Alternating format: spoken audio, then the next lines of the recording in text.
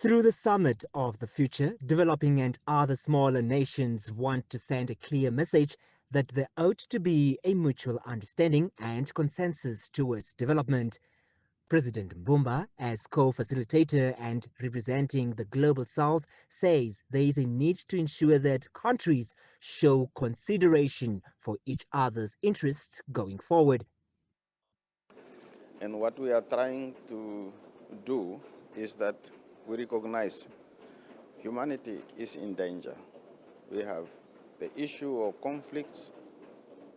We have the issues of countries not getting along.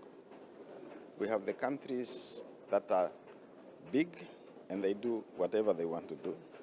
We have smaller countries that are trying to develop, but we can only develop if we have mutual understanding of one another and we are willing to work together.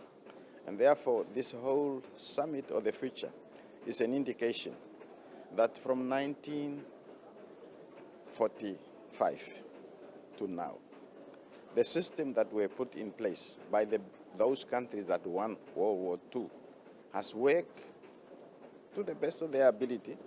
But from now onwards, we need a better perspective. We need better understanding. And therefore, we need to work to make sure that countries do things considering also the interests of other countries. It is not only the big countries that have interests. Small countries too have their own interests. We want our freedom. We want our stability. We want to develop. We want to be able to produce our own food. We want our people to be educated. We want our people to be housed in proper housing. And all those things, we can only do them if we spend all the resources we have, not on resolving conflict, but on developing our countries. The final stages of the negotiations for the Pact of the Future document is underway and will be adopted through consensus at the UN General Assembly. President Mbumba made a courtesy call on the President of the UN General Assembly, Ambassador Philemon Yang of Cameroon. Because from now onwards, he is the one to present those documents to the whole General Assembly for adoption. We cannot do that. We have facilitated.